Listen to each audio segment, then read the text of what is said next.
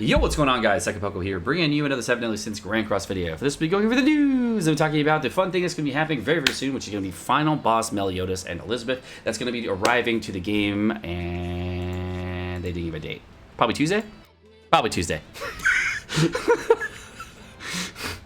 They didn't actually give a date, but I'm assuming it's Tuesday because it makes the most sense. It could be in 2 weeks, but probably it's Tuesday. So that'll be on 8/18 as my guess. So guys, without further ado, let's go ahead and jump right into it.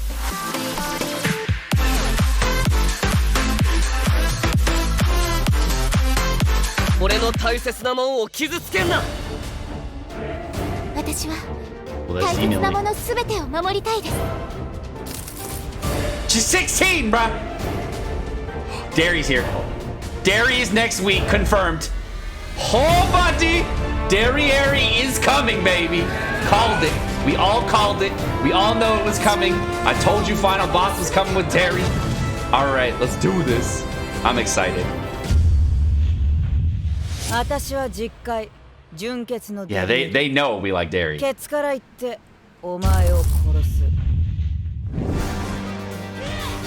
All right, that's her UR cosmetic. For the purchasable cosmetic she's on. Oh, dude, they freaking censored her. Look at that. They did that. Look at that. They perfectly placed that. 100%. So they don't get demonetized. Perfect placement for this wording with a black bar background so they don't get demonetized. 100%. They censored themselves.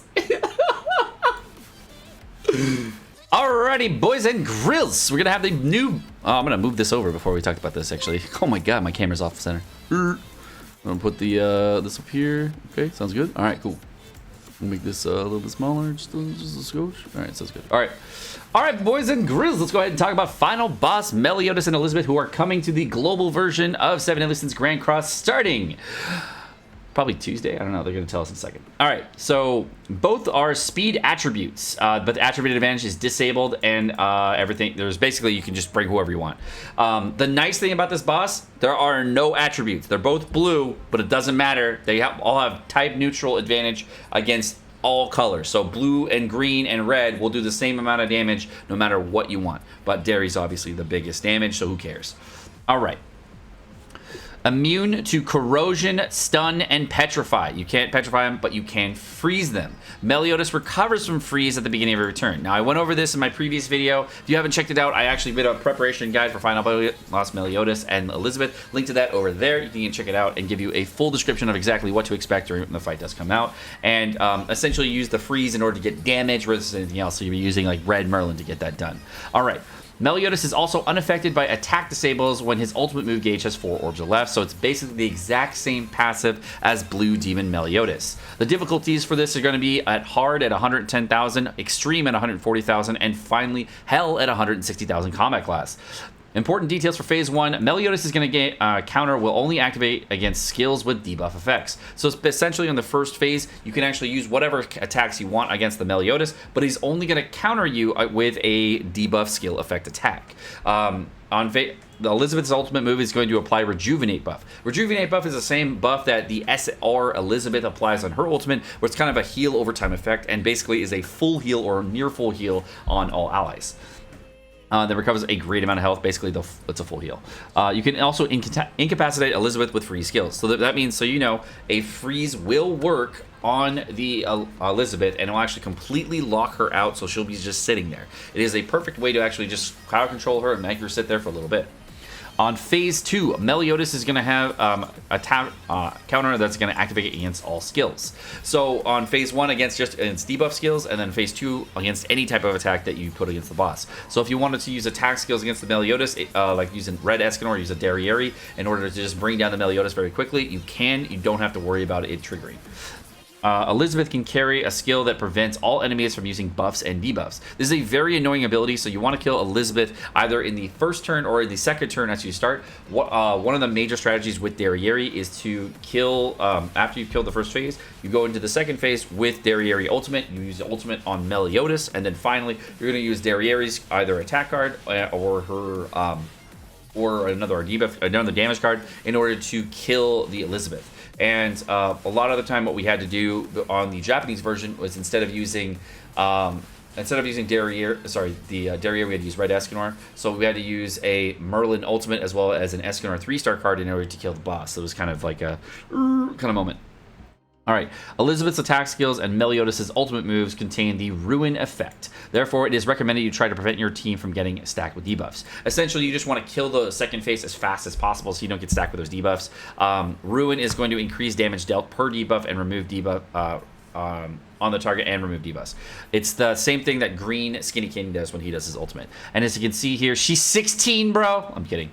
I don't really care. She's an anime character. Who cares? There's her waifu cosmetic, and then we got the Meliodas here. Here are the cosmetics that we get. You can actually do, instead of doing an exchange, you can actually just get the exchange for all 5 of the cosmetics. It's going to take you 120 for any of the armor piece cosmetics, and it's going to take you a total of 80 for the headpiece cosmetics, and finally, didn't mean to do that. And finally, a total of 40 for Meliodas' weapon. Elizabeth does not have a weapon here. I believe her weapon cosmetic came much later, so she never actually got a weapon cosmetic out of this event or any other event. She only really ever got 4 weapons, so it was kind of annoying.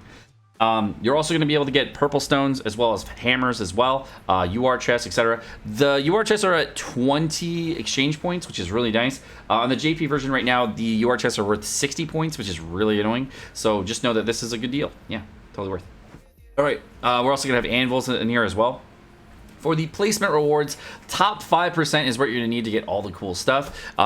For the cool stuff, you're going to get 2 SSR pendants as well as 5 engraving stones. Top 15% is going to receive 10 hammers as well as 150 anvils. Top 30% is getting the chalices, and top 50% is getting 20 diamonds as well as 5 SSR stones. So even if you're not doing really well, at least everybody in the entire game that is actually doing this event is getting a grand total of 35 diamonds, and that's really good.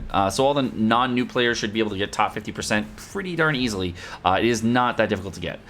For the first through fourth, you get the bronze crown, and of course you get the platinum, gold, or silver, or bronze crown. All of these are going to be permanent titles that you can get, as well as a crown that you'll actually get for any of the final bosses. Rewards are, of course, cumulative for all these final boss things, so please know that this is a really, really amazing event for many people to get, and there's a lot of cool things. So for recommended characters and recommended teams, the number 1 recommended unit you're going to have, of course, is the brand new Derieri character that's going to be coming out. Let's see if we pull her up. Now, Derieri, if you didn't know her, I'm just going to go over this very quickly. Of course, does raw damage attacks on her main skills abilities, increases basic stats on her second ability, and gives herself a self buff. And her passive ability is going to increase her own attack power as well as by 10% per stack that she gets up. Unfortunately, she doesn't really have any other character that boosts her very well besides the Red Jericho on this event, so you're probably going to have to use that character in order to give her a decent stack skills bump. Another character that could work here would be the Red Zeldris, but of course he's not out on the global version. And finally, the character Red Elaine would be another good character, but unfortunately she only works in death matches and does not work out. So the only real unit you can use as a supporting unit for your sub slot is going to be Red Jericho.